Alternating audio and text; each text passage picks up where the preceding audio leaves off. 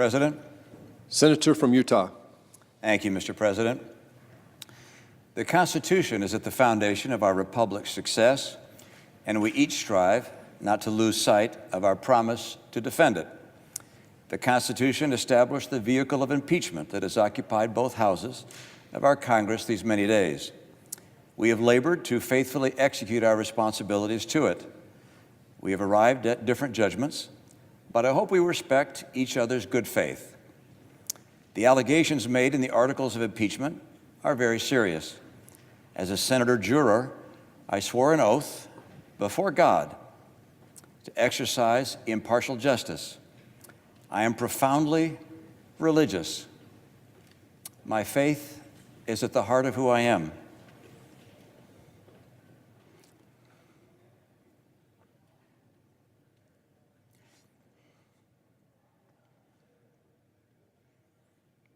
I take an oath before God as enormously consequential.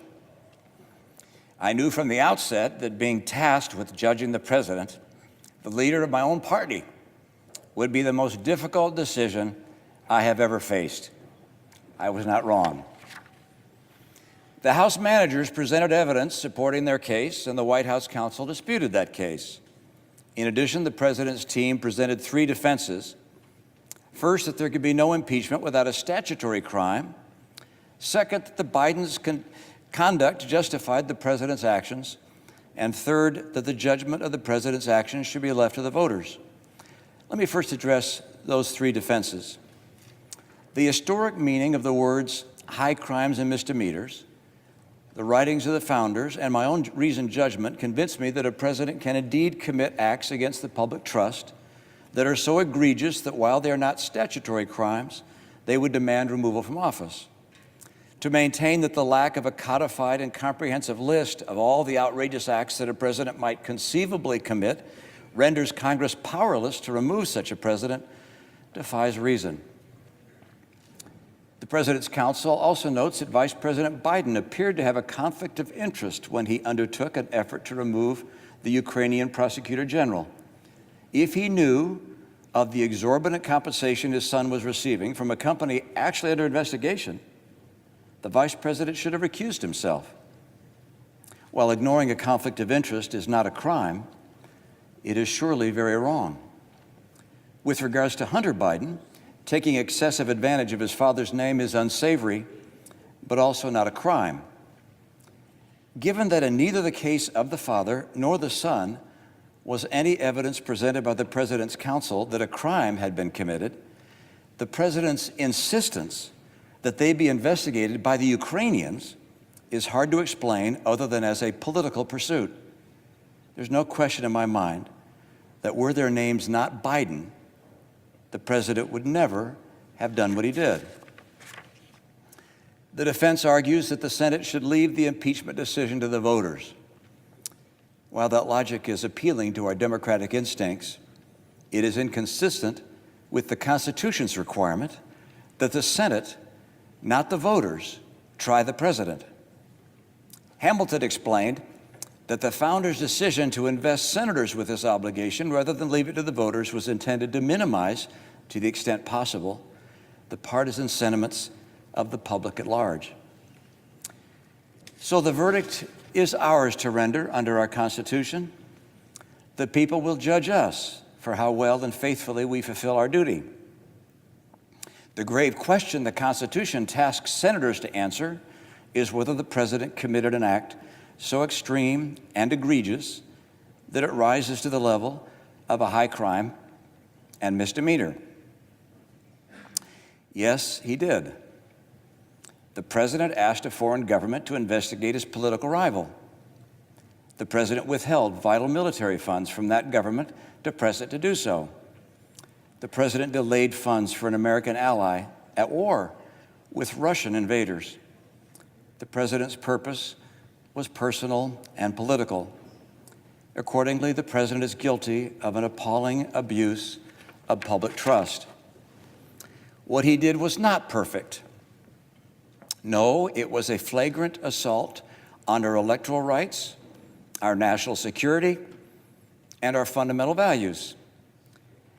Corrupting an election to keep oneself in office is perhaps the most abusive and destructive violation of one's oath of office that I can imagine. In the last several weeks, I've received numerous calls and texts. Many demanded in their words that I stand with the team. I can assure you that that thought has been very much on my mind. You see, I support a great deal of what the president has done. I voted with him 80% of the time. But my promise before God to apply impartial justice required that I put my personal feelings and political biases aside.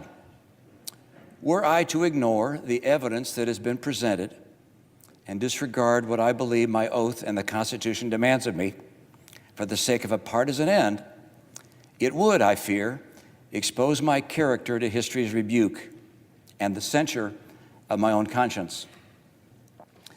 I'm aware that there are people in my party and in my state who will strenuously disapprove of my decision, and in some quarters I will be vehemently denounced. I'm sure to hear abuse from the president and his supporters. Does anyone seriously believe that I would consent to these consequences other than from an inescapable conviction that my oath before God demanded it of me? I sought to hear testimony from John Bolton, not only because I believed he could add context to the charges, but also because I hoped that what he might say could raise reasonable doubt and thus remove from me the awful obligation to vote for impeachment. Like each member of this deliberative body, I love our country. I believe that our Constitution was inspired by Providence. I'm convinced that freedom itself is dependent on the strength and vitality of our national character. As it is with each senator, my vote is an act of conviction. We've come to different conclusions, fellow senators, but I trust we have all followed the dictates of our conscience. I acknowledge that my verdict will not remove the president from office. The results of this Senate court will in fact be appealed to a higher court, the judgment of the American people. Voters will make the final decision, just as the president's lawyers have implored.